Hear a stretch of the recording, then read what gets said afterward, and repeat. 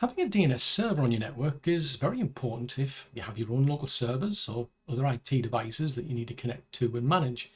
But in a small network, dedicating an entire computer to just DNS isn't really efficient. Now, installing applications into the same environment is still best avoided because it can lead to conflicts. Fortunately though, we have another option, which is to run applications in containers. But while you can download a pre-built Docker image for Bind9, for instance, it's actually better to build your own Docker images. Aside from the security reasons, knowing how to build your own images will help you create images for other software that may not be available. But how do you build your own Bind9 Docker image? Well, if that's something that you're interested in finding out, then stick around and watch this video, because that's what we'll be going over. Now, because this video is specifically about building Docker images, I'm going to assume that you already have Docker installed, as well as the build plugin, or you know how to install these. If not, then I do have another video available that shows you how to set these up in a Debian virtual machine running on Proxmox VE, for instance. Now, to create our own image, we really want to start with an existing image and then just add to it. So we're creating a DNS server, in which case all we need is just a bare bones operating system image. So over here on Docker Hub, there's a really lot of actual images to actually choose from. But for security reasons, I'm going to filter these out to official Docker ones and ones that are provided by a verified publisher. It's still a lot to choose from, but ones that are standing out straight away are the one by Alpine and the one by Ubuntu. So what we could do is just keep scrolling through here or filter them out by searching for anything that you know specifically. But what I'm going to do is to pick out this one here that's been provided by Debian. Now, to create an image, what you need to do is to create a Dockerfile which has the actual instructions in it. And each image needs its own Dockerfile, so you want to put these into their own actual folder.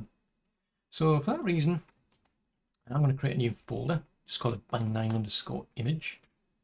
We'll swap over to the actual folder. And then I'm going to use nano to create a file called Dockerfile. So the instruction file has to be called Dockerfile, so bear that in mind. I'm then going to copy and paste in the actual instructions to build our image. So we start with an instruction called from, and then Debian : latest. So we're basically saying we want to start from this Debian image, the latest version. Then we've got two run instructions, one to do a package repository update, and then to do an installation of the Bind9 software. So what we're going to be left with then really is an image that's just slightly different from that Debian image. Ours is actually going to have Bind9 installed. Now, when it comes to DNS, a basic DNS server will be using TCP and UDP port 53.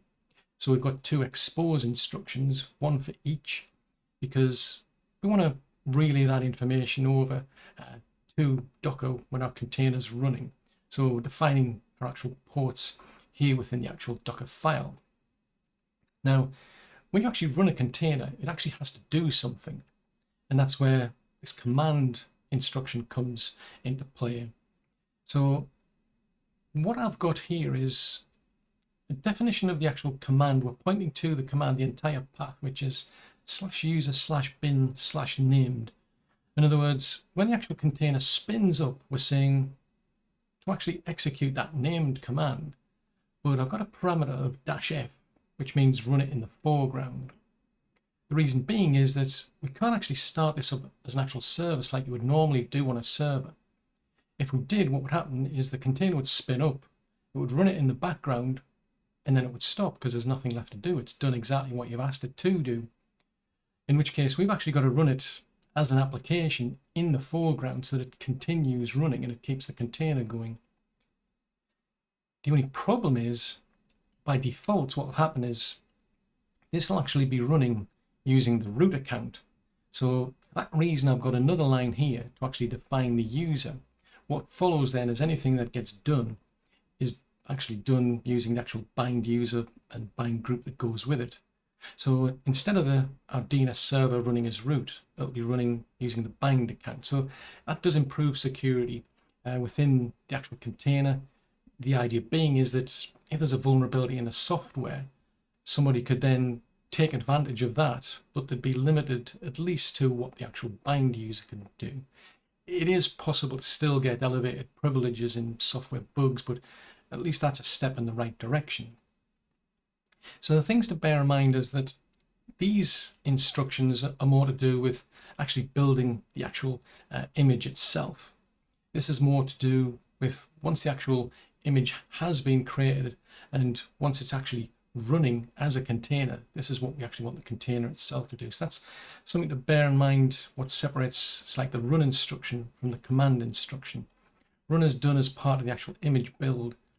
Command is done when you're actually running the actual container itself. It can be a bit confusing, I must admit, but that's what separates those out. Now, there's a lot more actual instructions available for these Docker files that you can set up, and I do recommend you check out the documentation, but this should at least get us to the point where we've got an image which actually has Bind9 installed, and that when we run an actual container from it, it should actually run the actual DNS server. So I'm going to save these changes to our file, and that defines our Docker file.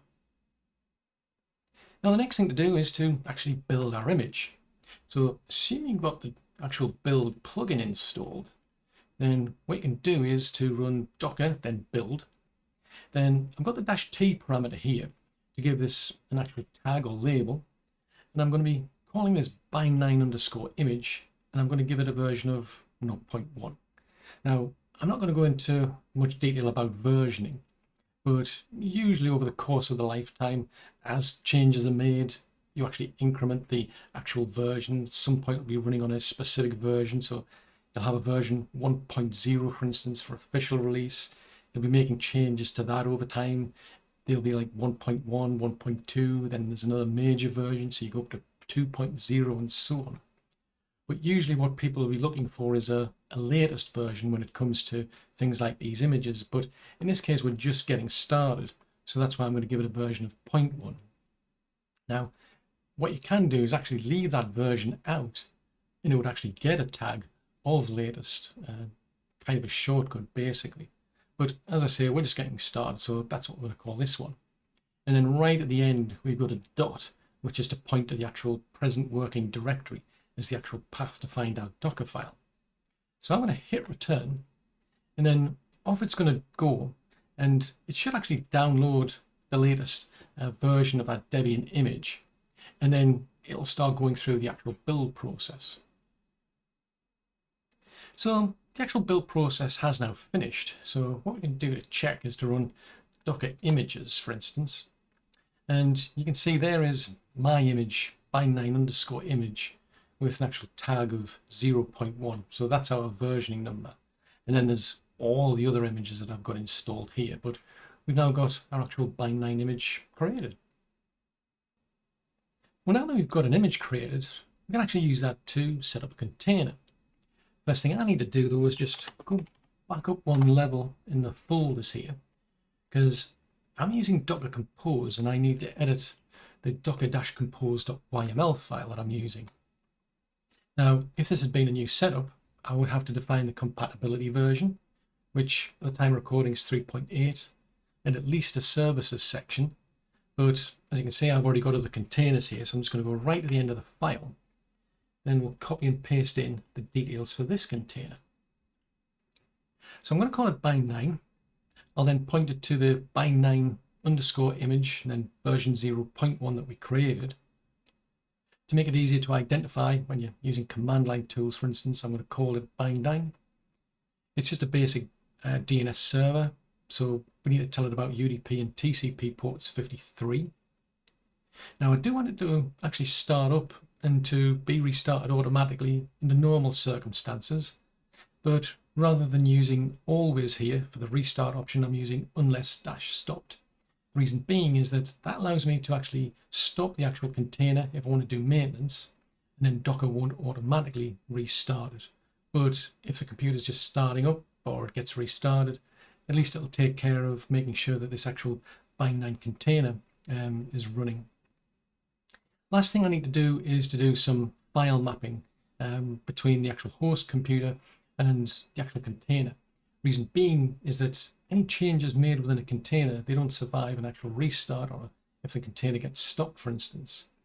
Now, rather than actually mapping through the entire /etc/bind folder, I'm only focusing on specific files. So named.conf.local, named.conf.options, then my forward lookup zone and my reverse lookup zone. Reason being is there's quite a lot of other files in there that I'm not going to really touch. These are the only files I'm particularly interested in, or at least for now, in which case that to me seems the preferred option. Now, I am going to have to set up the actual folder structure on the actual computer itself, but I'm going to be using bind9/etc/bind to reference the /etc/bind folder on the actual container. Reason being is that if this ever gets set up to use dynamic DNS, well, those files go into a different folder, in which case they'll end up in a separate folder on the actual host computer itself. I just want to keep them separated out from each other, so that's why there's quite a bit of depth here to the actual path. But anyway, now that we've actually defined the actual container, I'm just going to save that file. Now, because we've defined some mappings in the container, we're going to have to actually set those files up on this actual host. First thing I do need to do though is to actually create a folder with some subfolders, and I'll use the -p option here just so I can do it all in one go. I'm then going to create a file which is called named.conf.local, and that's used to actually define the zones. So I'm going to copy and paste in the details for those, and we've got a forward lookup zone and a reverse lookup zone. Now, the name of your forward lookup zone has to match your domain name. The type, well, this is the first DNS server we're setting up, in which case this is going to hold a master copy of the database. That's why the type is master. And then we need to point it to where to find the file that stores the records. One thing to point out is that the path is /etc/bind, because this is from the perspective of the actual container. And while the name of the zone has to match your domain name, the name of the file, well, that's entirely up to you what you want to call that. The reverse lookup zone, the configuration is slightly similar, but the actual name of the zone is the subnet in reverse, then .in-addr.arbor. Now, I don't expect to have that many entries, so for that reason I'm going to just have one reverse lookup zone, and it's going to cover the entire 192.168 range. If I wanted to do each subnet individually, I'd have to create individual zones, but this to me is just less administration basically. Again, type is master, and we've got to point it to where to actually find the file with the records. So save that. We'll then create another file, and this is named.conf.options. Now, this has got setup instructions or setup details for the DNS server. So the first thing I'm doing is to declare an access list, because you can actually control access to DNS. We've got local hosts, so that way the actual DNS server itself can do DNS lookups. We've got local nets, which in this case actually applies to all of those actual containers that are going to be on the network, because this is actually going to be running in a container. And then I'm referencing one external subnet that should also be allowed access to DNS. We're then setting up our options. So just like on the actual website example, I've got the directory pointing to /var/cache/bind. Now, when it comes to setting up DNS servers, typically you'll use it for internal DNS resolution, as well as for resolving FQDNs on the public internet. So for that reason, you'll want to set it up not only to do your local queries, but to also act as a DNS forwarder. And when you do that, you usually want to use recursion. So the idea is that the client computer comes to your DNS server.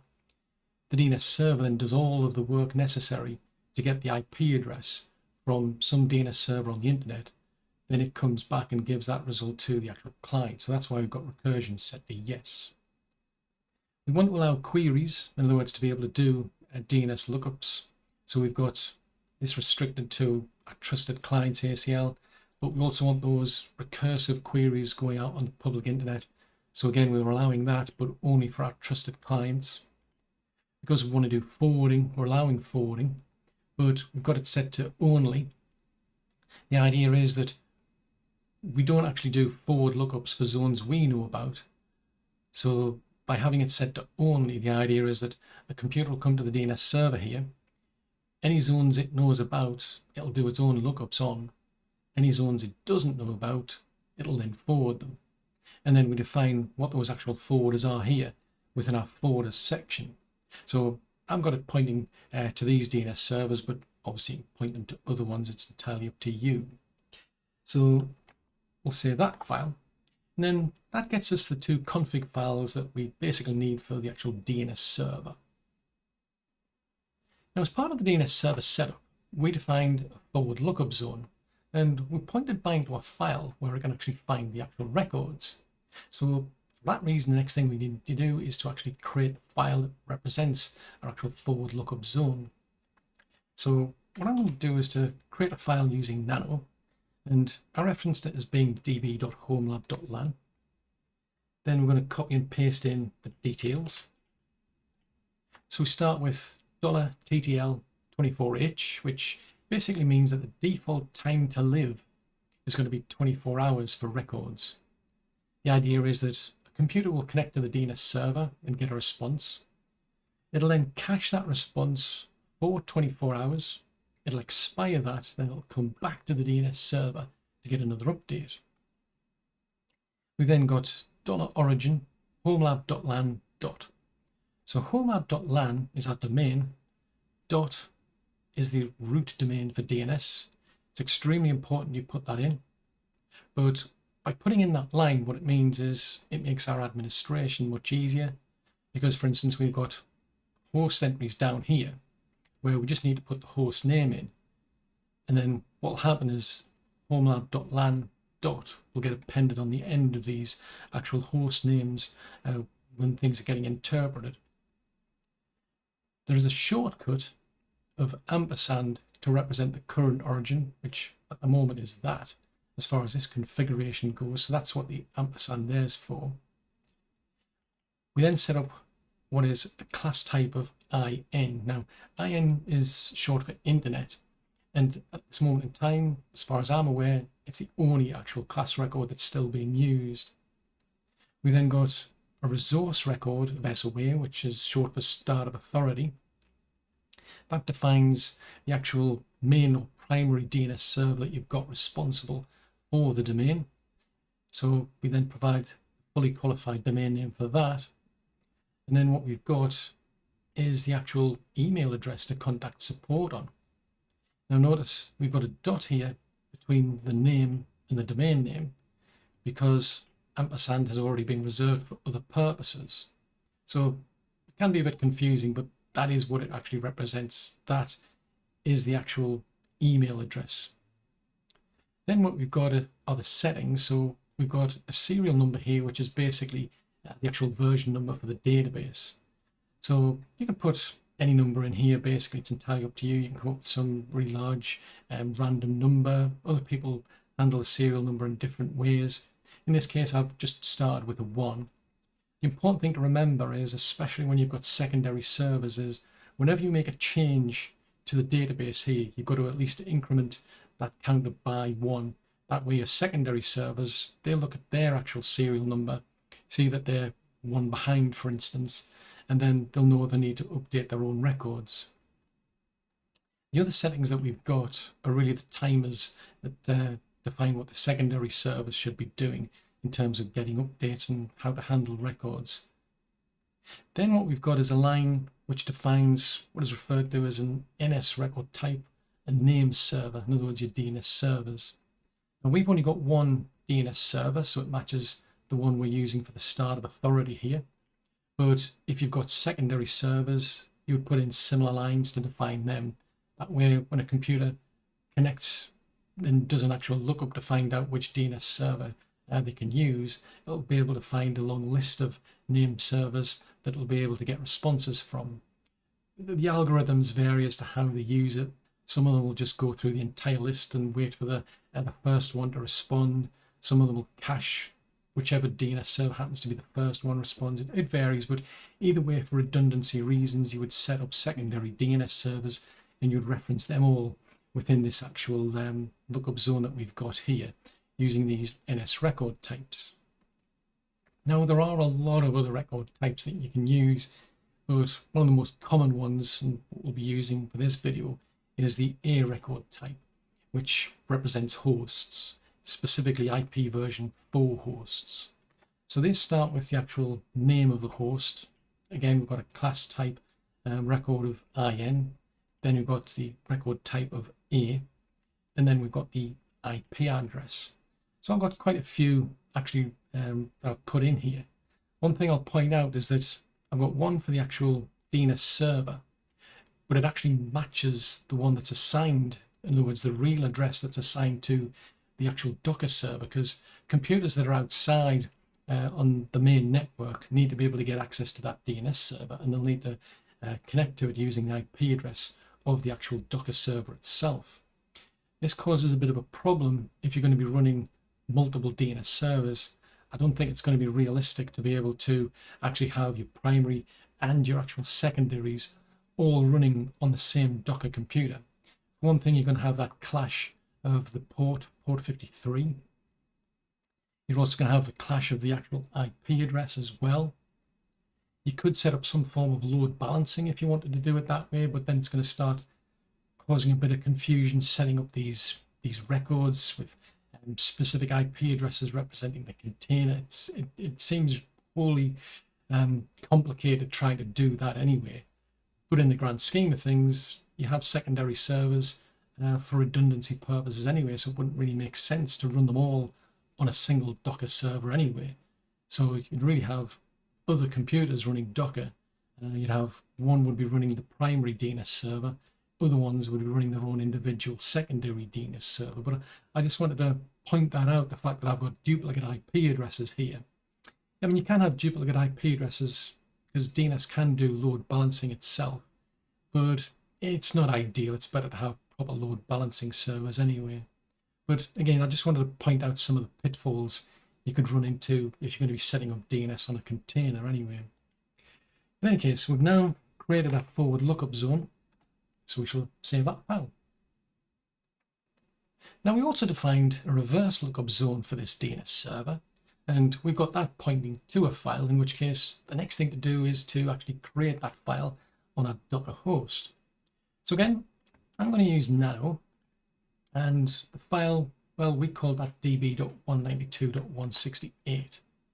I'll then copy and paste in the details, which are basically similar to what we did for the actual forward lookup zone. So again, we define our TTL in that origin.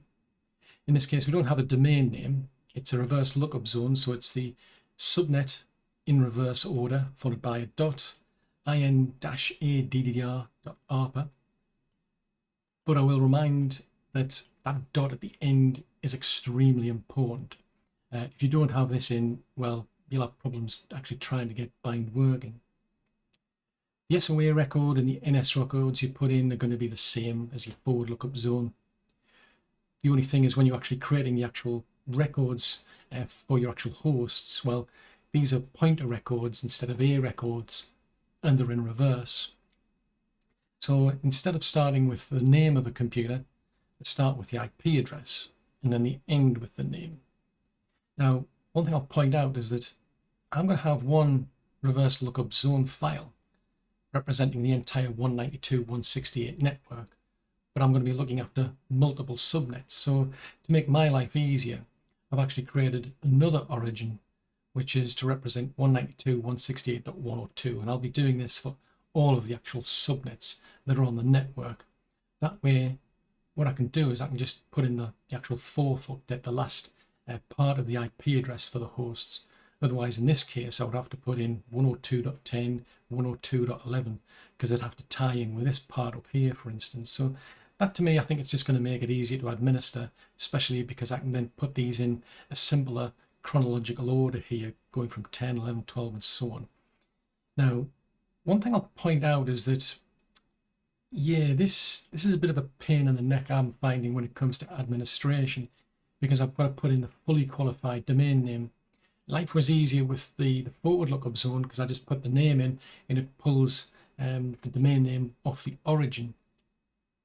The trouble is, I mean, I've been using Bind for quite a while, but in my travels, I haven't yet found a way to be able to shortcut that in the reverse lookup zone so that I only have to put the actual name of the host in. So, you know, if you do know how to do that, I would love to know.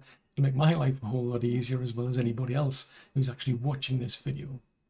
But as you can see, it's relatively similar to how you set up the actual forward lookup zone. So we're just going to save that file. Now, before we start up this container, it is best to check that nothing is already running on this computer, which is already listening on port 53, because if it does, well, Bind9 can't then run. So I'm currently logged in as a user that's got access to Docker, but it doesn't have sudo rights. And if I run this command here, ss- and the parameters are tunlp, it is useful in the sense that it's coming back with this column here, local address, then port, and it's showing me what ports are actually being used. The only trouble is it doesn't come back with any details about the process. Now, in this case, that's not really a problem because I don't have anything listening on port 53. But if you do, then you're going to need to find out what the actual process is. So I'm going to switch over to this terminal where I've got a user that's got sudo rights. So I'm going to then run that same command, but with privilege. And you can see this time it's coming back with details of the actual processes. So if I've got something on this actual computer which is listening on port 53, I can find out what that process is and then take care of it.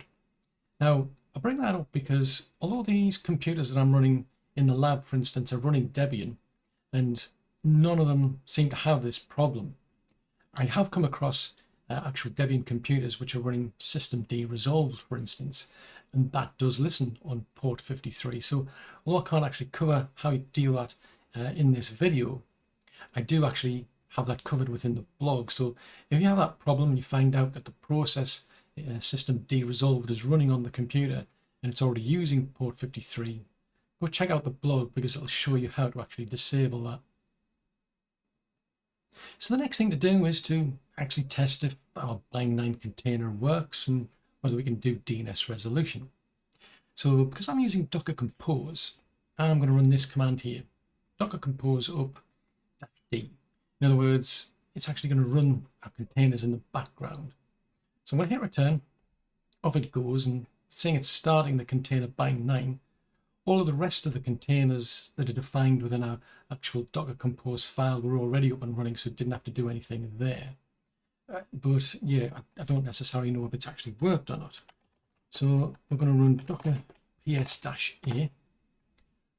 Right at the top here, it's saying that there's a Bind9 image container was created about 19 seconds ago. Status is currently up, so I'll run that again. It's still up. So as you can tell, we certainly don't have any problems with the actual configuration files, otherwise this would have fallen over. So that's a good thing to see. So what we're going to do is we're just going to do some basic testing to see if we can get DNS resolution. So basically I'm going to use the host command. There's different ways you can do it. And I'm going to ask it to resolve pve-demo1.homelab.lan because that should be defined within the forward lookup zone. And I'm going to point it to basically itself, 127.0.0.1, which is the loopback address because the container is running on this actual computer. So hit return. And it's come back and resolved that to that IP address. So what I'll try and then do is a reverse lookup. In other words, what we're going to do is ask it to resolve an actual IP address. So again, I'm using the host command to do this, giving it the IP address that we wanted to resolve into a fully qualified domain name and pointing back to itself. So hit return. And then that's come back and told us that belongs to pbs.homelab.lan.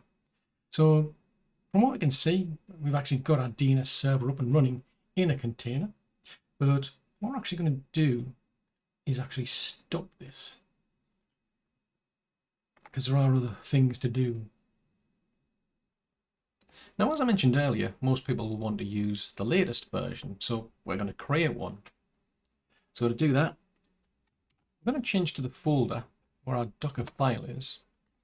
We don't need to make any changes to that. Instead, we're just going to run the command docker build again, but this time when we actually give the actual image a name of bind9_image, we're not going to put in the actual version, because by default, if you don't, it'll get an actual label of latest.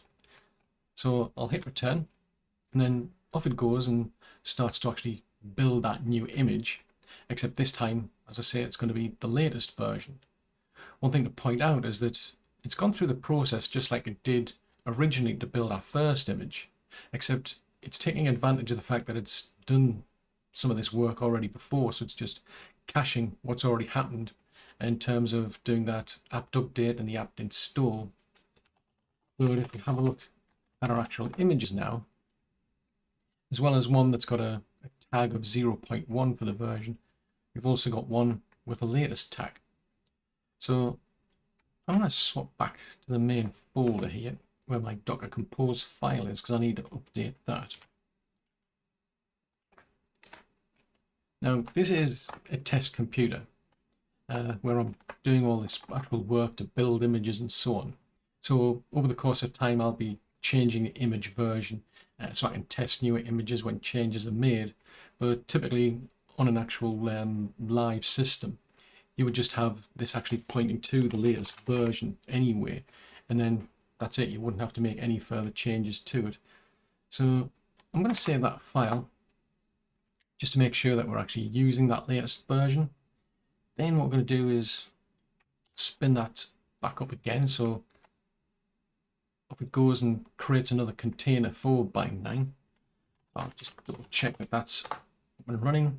Shouldn't really be a problem because we haven't really changed anything except to create a new image that we've given it a version of latest.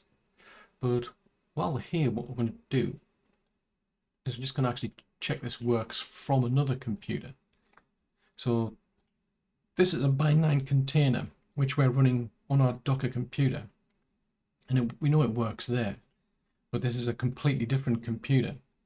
So I'm going to use the host command to test if it can resolve this name, and I'm pointing it to the IP address of that Docker computer. So hit return, and there we go. It's actually been able to resolve our name. So as far as we can see, this is actually working perfectly fine now. Now, even a DNS server needs to be pointed to a DNS server in order to be able to do DNS resolution. In other words, this computer here, although it's running a DNS server, it's actually pointing to another DNS server, and I actually want it to use its own DNS server. So I need to update its network settings and point it back to itself. Now, how you do that really depends on the network implementation. For Debian, for instance, there's quite a few options. Now, in the case of this computer, it's pretty straightforward. I just need to update some text files. But as an example, if you're going to check out my actual blog, I'll show you how you can actually update a NetPlan implementation instead.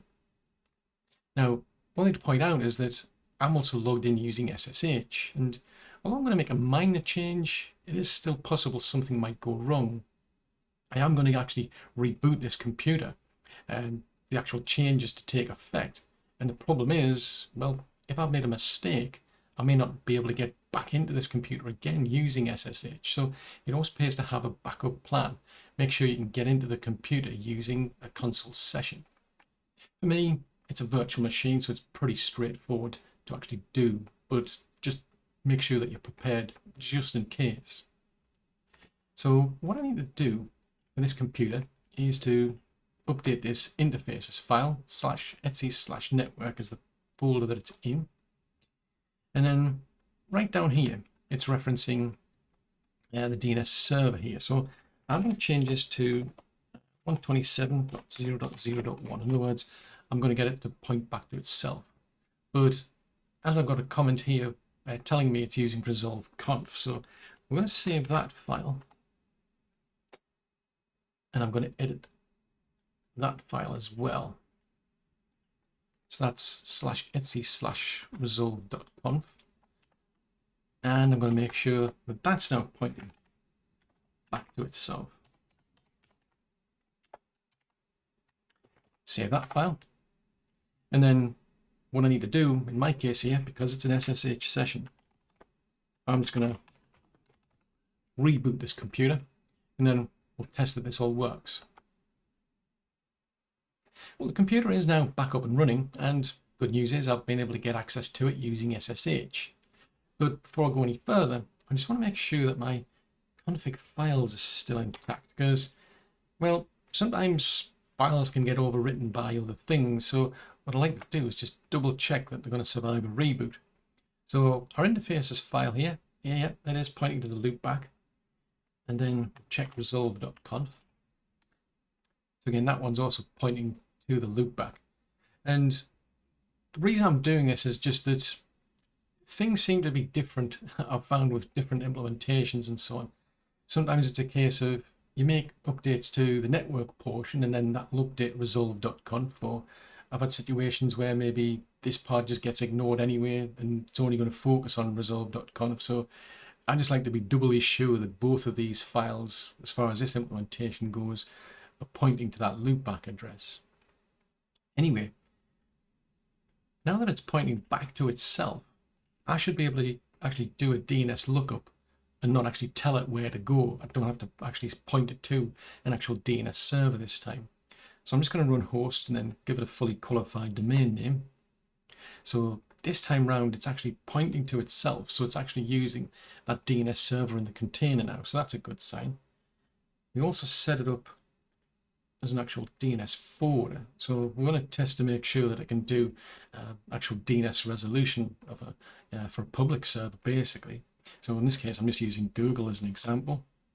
Yep. So in this case, it's come back with an IPv4 as well as an IPv6 IP address. But from what we can see now, we've got DNS resolution working internally as well as externally. Now, if you're developing images that you're making available to end users, then it's actually best to hold on to those older versions, because you can run into situations where, well, you release a new version and some people have compatibility problems, for instance, in which case they need to run with that older version for some time. Having said that, you might actually create images that are just not practical to use, for instance, in which case you do want to delete them. First thing we need to do, though, is to actually check and see what images we've got. So we run docker, then images. Here, I've actually created a version 0.2 just so I can demonstrate how to actually delete that.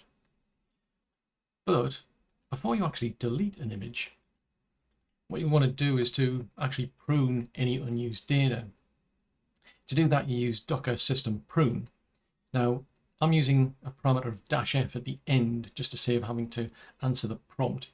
But the idea is that if you actually create a container from an actual image, well, the problem then is you can't actually delete that image. Even if the container is no longer being used as such, it's not running, you've still got to go through this process of pruning the actual unused data before you can actually delete the image itself. So we'll run that.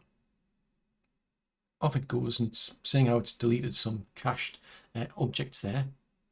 And then we'll run the command to actually delete our version 0.2. So we do docker image rm and then give it the actual details of that image. So hit return, and that's now gone. So then if we run docker images again, what we should find is that image is now gone. Now, sometimes things don't exactly go according to plan, but fortunately, as long as the actual container is up and running, you can actually connect to it and try to do some investigation from within the container itself. So to do that, we're going to run this command. So docker exec, then -it because we want an interactive session, bind9 is the container, and then bash because we want a bash session. And then that gets us connected into the container. So there is things we can do. I mean, I can have a look in the bind folder, for example. I could actually try and find out if there's something wrong with an actual file within there. So I'll have a look at the name.conf file, for example.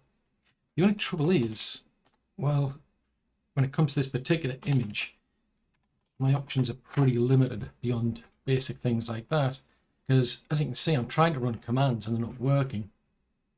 Reason being is that, well, we've used a bare bones operating system from Debian that doesn't have this type of software installed. Also, well, as you can see, we're actually logged in as Bind, so I'm going to be limited in terms of being able to install additional software into the container, for instance. So in situations like that, around this particular image anyway, what you could do is take out the user line, so that way when you connect in, you'll be actually connected as root, and then you could install additional software. Just remember to put that actual user line back when you're finished, because you don't want the actual container running the actual Bind server here as root, for instance. But at least then you'll be able to install software and do further testing. The only thing to bear in mind is that any changes you make within the container would get lost. So if you've got plans to actually install additional software, things to give you like access to the ping command or NS lookup, that's best actually done as part of the build image itself, so that way that software will always be there whenever you actually spin up a container. But either way, it is a useful way to do a bit of investigation if things do go wrong. Now, even in a small network, there's going to be times where you need to make changes to the DNS server. So maybe you need to remove actual host entries, add host entries, update host entries, and so on. Either way, we need to update the configuration files, and they're actually stored on our host computer here, which is running Docker. So for this video, what we're going to do is to update the forward lookup zone, which for me is db.homelab.lan. And then I'm going to add in a new host record. So I'll just copy and paste in this one here for test server. So I'll save that file. And although I've actually updated this file and the container itself knows about the update, the problem is Bind9 itself needs to be updated for this to take effect. Now, there are different ways of doing this. So for instance, what you could do is just restart the actual container. So that is one actual option that you've got available to you. Another, if you want, is you could actually connect into the container. So as when we went over the troubleshooting, you can use the docker exec command to connect in. And then what you could do is to use the RNDC utility here to do a reload. So it reloads the actual configuration files, which includes its config files and zone files. So I'll do that. And that's a much quicker way, I find.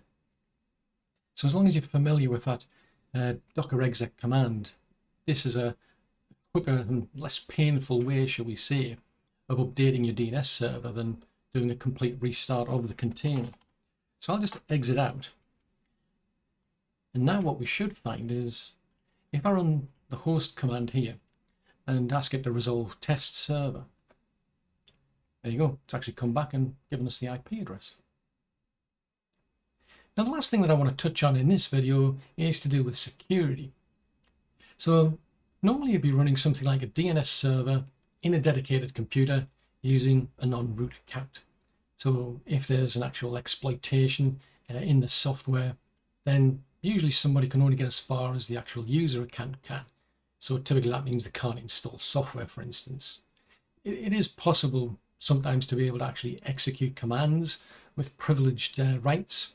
Then they'll be able to do whatever they can do within that computer. And yes, they could still use that as a jumping point, but that's usually about the safest it gets. Now, things then start to get a bit more interesting when it comes to these container platforms, because you're running multiple applications on a computer. Now, what I'm going to do is just run a command to connect to this actual container. And you can see the user account is Bind. So if I have a look at that, you can see, yep, it's just confirming that we're actually connected in as the Bind user. And that's because we've created our own image and we've gone to the trouble of making sure that our actual DNS server is being run by Bind. If we hadn't done that, this would actually be running as root. The problem then is if somebody manages to find a vulnerability in our DNS server software here, they've got root privileges. If they can break out of the container into the host, well, now dealing with root privileges in the host. So that's why it's recommended to build your own images, so that way you can make sure you've got at least that level of security in place to try and limit the fallout, shall we say. Which then brings us to the, I suppose, the bigger challenge of, well, if you're just downloading images from other developers, maybe they're just coming through a GitHub repository or so on, you don't necessarily know if they're just allowing the actual software to be run as root, for instance. Now, if someone exploits a vulnerability in that software, then breaks into the actual Docker container, well, now we're talking about potentially access into your DNS server as the root. So yeah, that's a whole nother problem.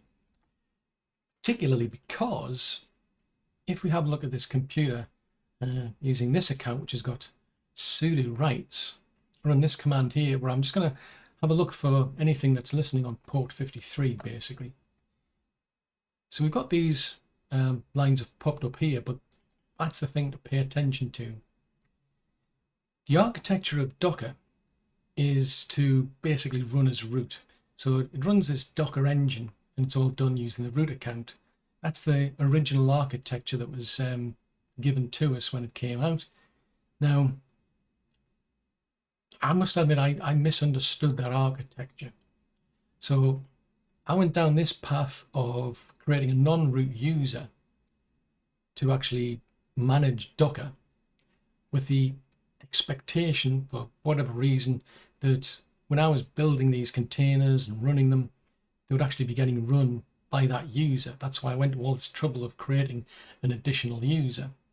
And that's not the case. All we've got is a user that's got rights to manage Docker. But either way, in any case, what's going to happen is the actual containers themselves are going to be run with root privileges. So that's where the problem lies, basically. Now, in the past few years, they've actually made it possible where you can actually run Docker with a non-root account, but that's not the default installation. It's something you need to be aware of. If all you do is just do an apt install and install Docker, you're going to end up in the same situation where the Docker engine plus all of your containers are going to be run by root, and that's not good from a security perspective. They have made it possible where you can actually run your containers with a non-root account, but there's quite a few hoops to jump through because there's additional software to install. There is an actual shell script provided to help you afterwards to set it up properly. But yeah, it's a whole lot of work involved.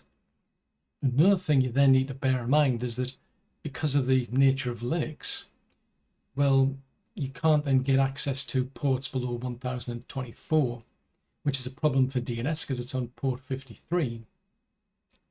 There is a way around that, but again, it's another hoop to jump through basically to be able to do that. So in this small network, I do like this idea of being able to run a DNS server because it's going to save me a lot of resources basically than having to dedicate virtual machines, for example, to run all of my infrastructure servers. Then I can start to shrink down the actual hardware to smaller computers, requiring smaller compute resources, running less power and so on. But in this default setup, it's not a good idea, from what I can see, to be doing this unless we're going to be setting it all up to be run as a non-root user. Even a small network is at risk if it's got a connection from the internet. I mean, just ask people who've experienced having their NAS devices, for example, hacked into. That was an interesting experience because nobody was expecting that to happen, but it did. So just because it's a small network, even if it's a home network, it doesn't necessarily mean it's safe. So you've got to take these extra security precautions just on the off chance things happen, shall we say. So yeah, this default installation isn't ideal, and there is another fly in the ointment, shall we say, in that if you actually go for the non-root version of Docker, then at this moment in time, as of recording, you can't actually get access to Docker Swarm, for example. So you won't be able to do that redundancy that you would normally get if you're running the root version. So these are other things you need to consider. So I think for me, it would be a case of at least what I do is to actually run Docker in different networks. So each network segment has its own Docker, essentially.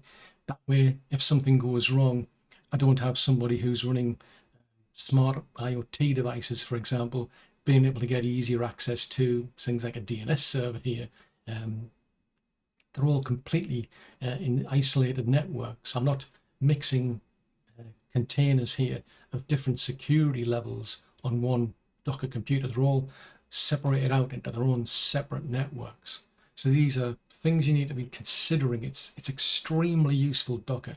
It's going to save you a whole heap of resources, money as well, not just to purchase things, but to run things as well. But it does carry additional security risks. In a small network, reducing your computing power requirements will be very important. And as we've shown, you can set up your infrastructure services like DNS to be run in containers. Building your own images is relatively straightforward once you understand the process, but you do need to be aware of the security risks.